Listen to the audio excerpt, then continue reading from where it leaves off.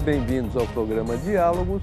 O entrevistado de hoje é um desses jovens que resolveu entrar para a política, colocar a mão na massa e ver se dá um jeito para esse país sair desse pântano onde afundou.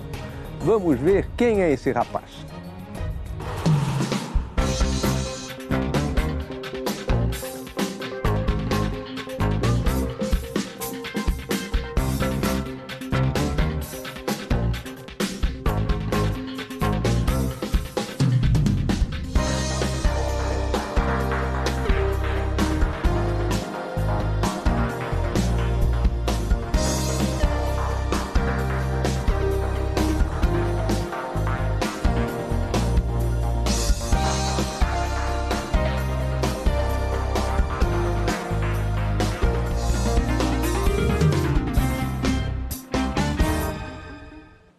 Então temos aí Felipe Rigoni, que é um capixaba de Linhares, que é lá no norte do Espírito Santo.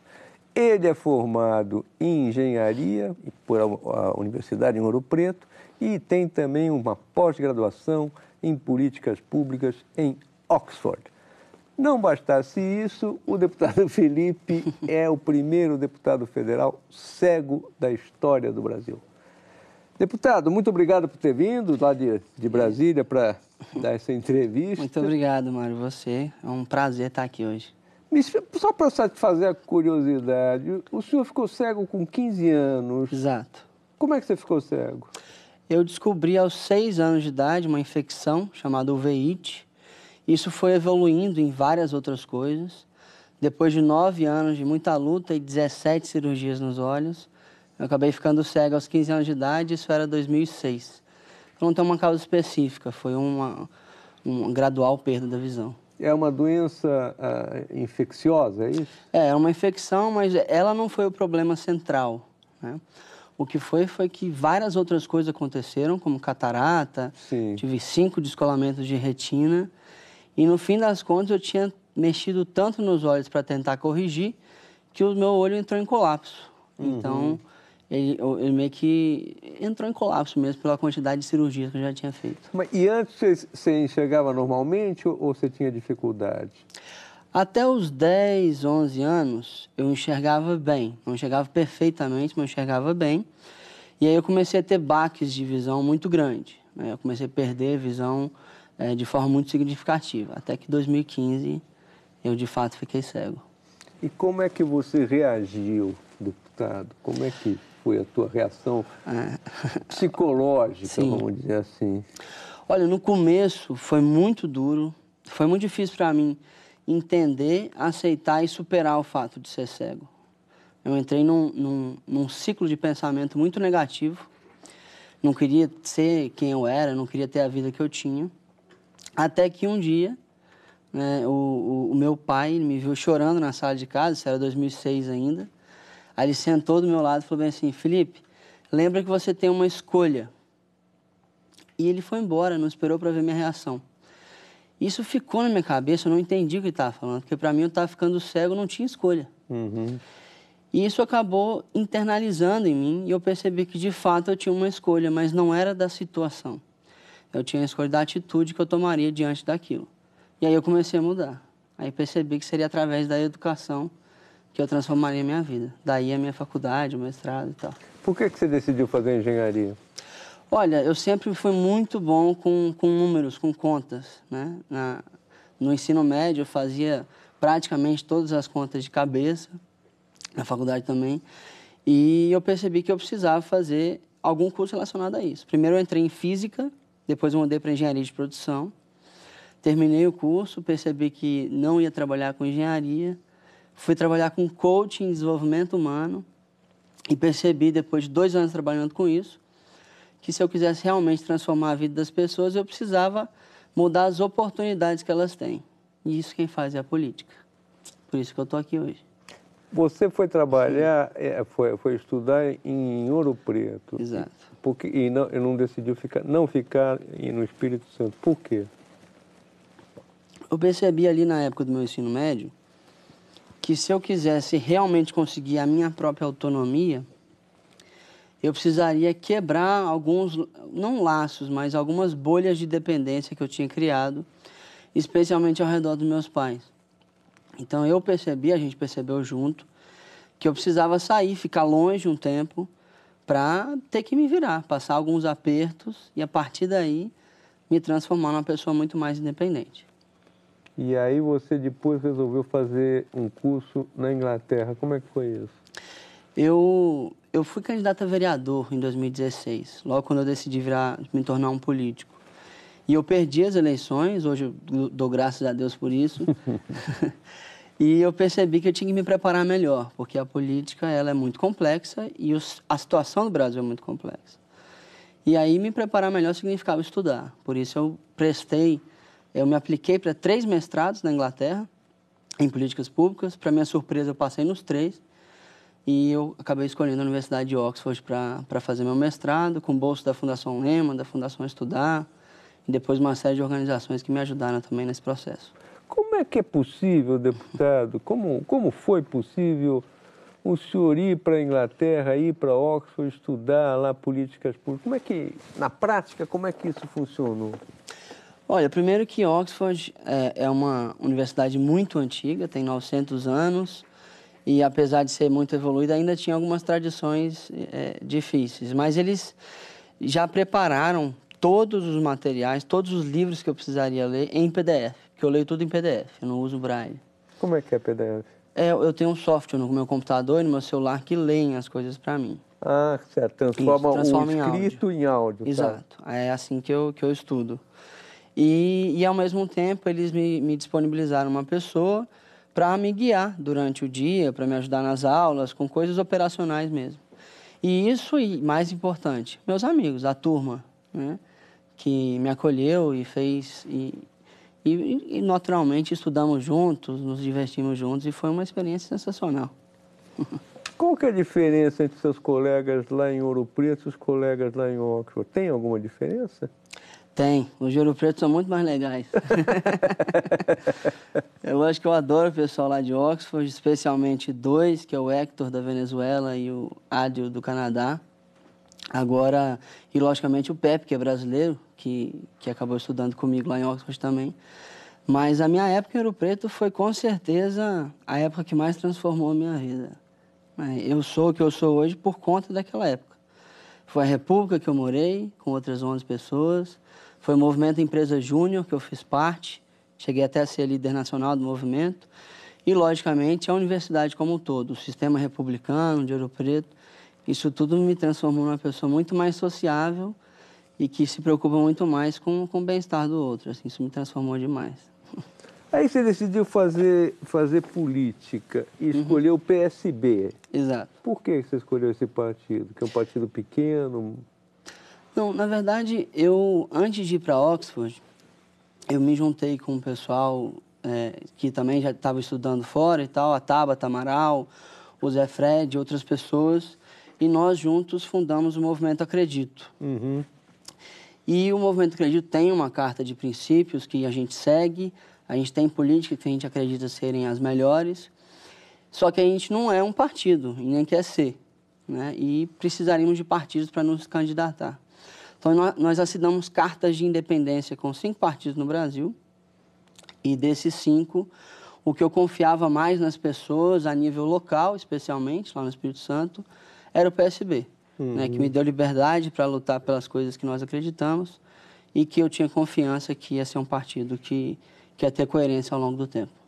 Como é que você separa, vamos dizer assim, a política geral, a política nacional, com as reivindicações específicas? Imagino que você pensa na situação também dos deficientes visuais, das pessoas com alguma deficiência física ou mesmo mental. Como é que você separa as duas coisas, deputado?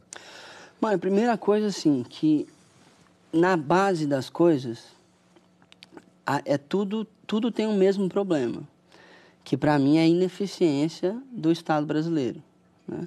Nós não temos uma gestão eficiente e nem inovadora, né, da gestão pública. E nós precisamos, de fato, de um governo capaz de implementar políticas públicas de qualidade. E isso tem a ver com deficientes, tem a ver com empresa, tem a ver com com negros, tem a ver com todo mundo, né? Com gente que é pobre. Então, para mim, o problema central do Brasil é a incapacidade do governo de entregar política pública de qualidade. É assim que eu uno as coisas, né? E lógico que eu tenho prioridades. Eu luto pelos deficientes, por uma economia mais aberta e um pouco mais eficiente, por uma educação de qualidade, por uma infraestrutura de qualidade. Mas, no fim das contas, nós precisamos de um governo eficiente.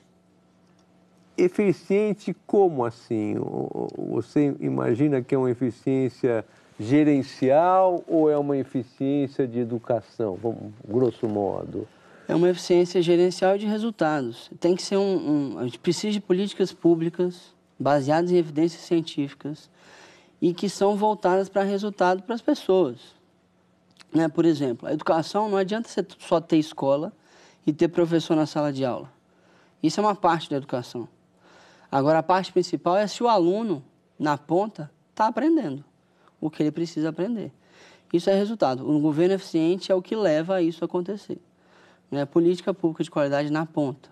Saúde é a mesma coisa, não adianta ter hospital. A gente quer saber se os índices de saúde estão melhorando. Então, à medida que a gente consegue trazer um governo fiscalmente mais responsável, com pessoas mais qualificadas para colocar as políticas públicas na ponta, e, lógico, com políticos mais qualificados para tomar as decisões, ao longo do tempo a eficiência vai aumentando. Nós vamos fazer um pequeno intervalo, deputado, e já voltamos para a nossa entrevista do nosso jovem deputado estreante em Brasília.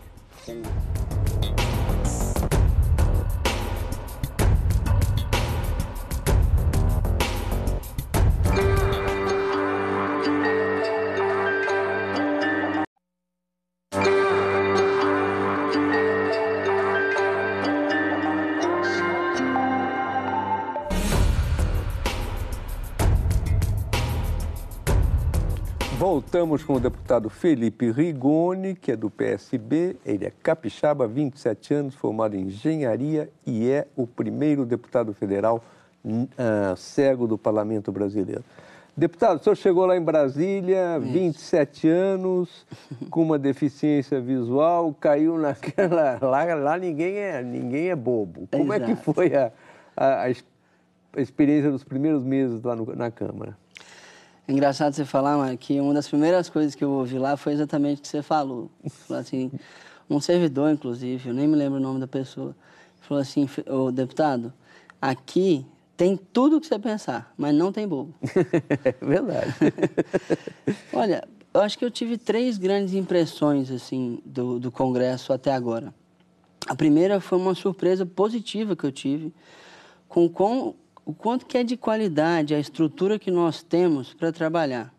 Os servidores da Câmara, a estrutura da Câmara, para o trabalho do deputado é excelente. São bem formados, são muito prestativos. Bem formados. Os consultores, os servidores, todos eles são super capacitados e prestativos. E a segunda coisa, aí já foi um pouco mais negativa, é o tanto de demandas que nós temos para atender.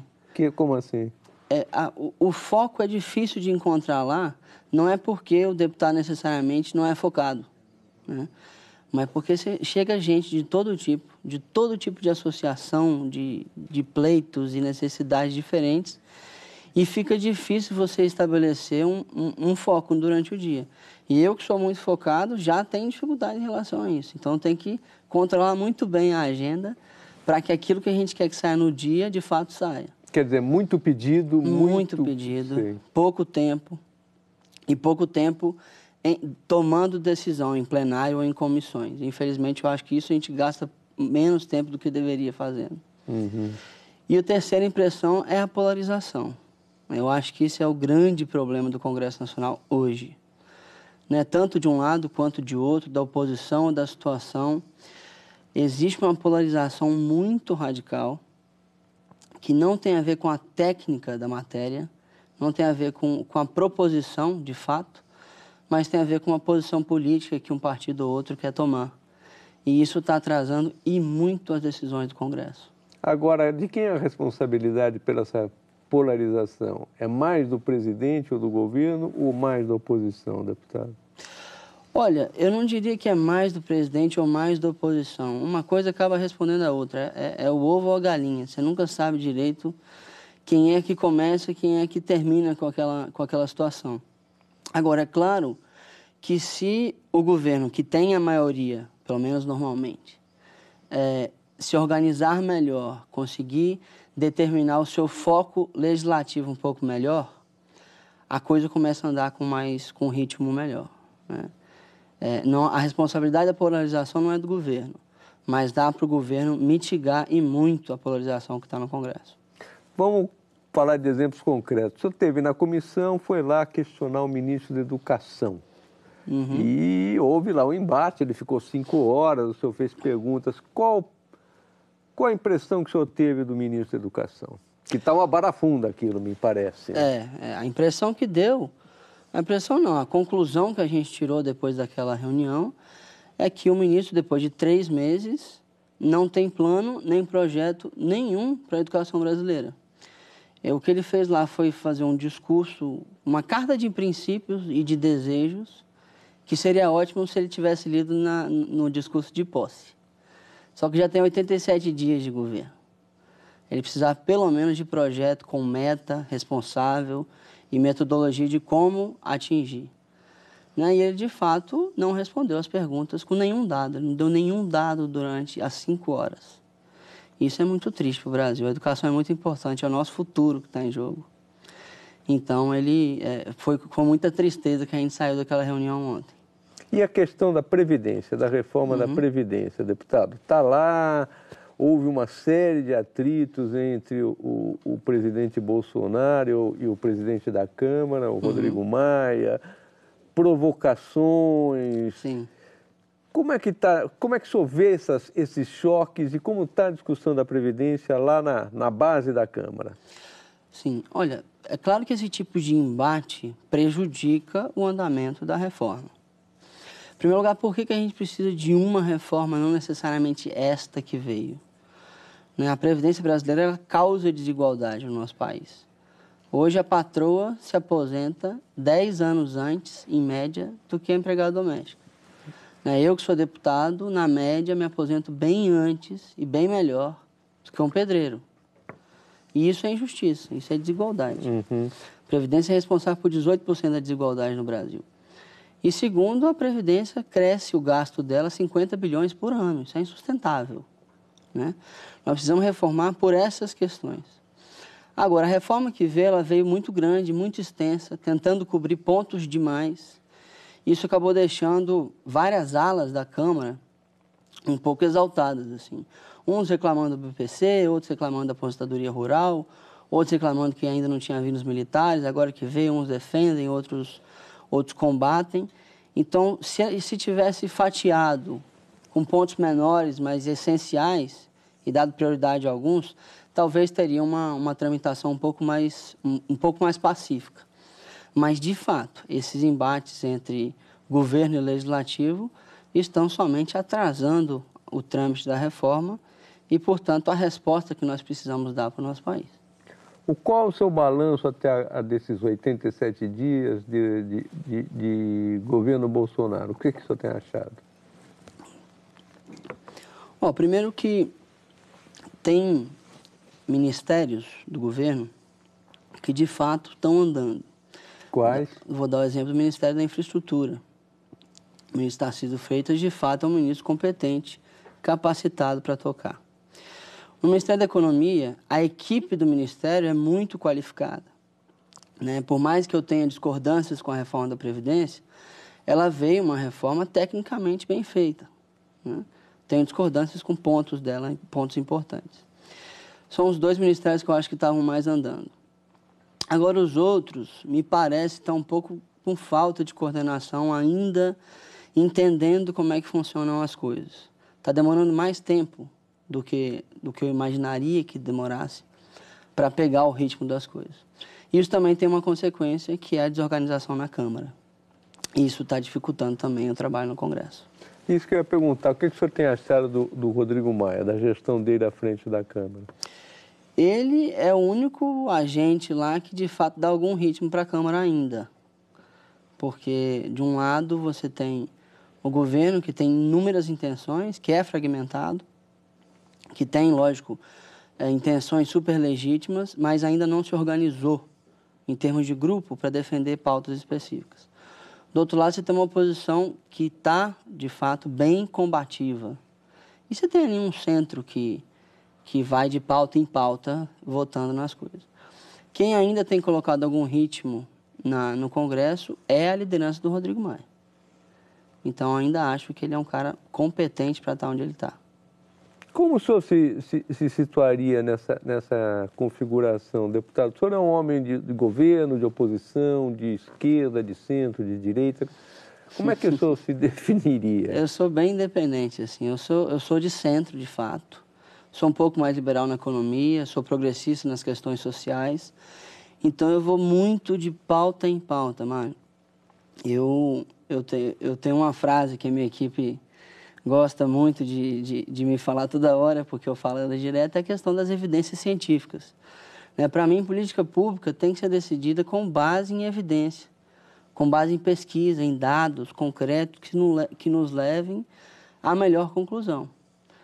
E por isso que eu defendo partes de uma reforma da Previdência, partes não defendo, por isso que eu defendo a educação que eu defendo, que é a mesma que a Tabata e nós defendemos lá ontem na Câmara, e por isso que a gente precisa, de fato, de evidências. Então, dependendo da pauta, eu vou mais à esquerda, dependendo mais à direita, de acordo com o que as evidências científicas me dizem. E a questão, o senhor me responde um pouco rápido, está encerrando. Claro, claro. E a questão dos deficientes visuais, dos cegos, como o senhor diz, o que o senhor acha que deve ser feito em benefício deles? Acho que a melhor coisa que pode ser feita para os deficientes como um todo é melhorar a educação especial. E o ponto central aqui são dois pontos centrais, que é você dar capacidade aos tutores que cuidam das pessoas com deficiência nas aulas, porque eles precisam ser muito bem qualificados. E dois, você precisa dar estrutura física mesmo para as escolas receberem as pessoas com deficiência. Dessa maneira, você vai ter uma integração, vai ter uma inclusão de fato, e não uma segregação, que é o que a gente tem hoje. Então, é dessa maneira que nós vamos lutar. Tá certo, infelizmente nosso tempo se encerrou. Sim. Deputado, muito obrigado pela sua entrevista. Espero poder voltar a entrevistá-lo. Boa sorte em Brasília.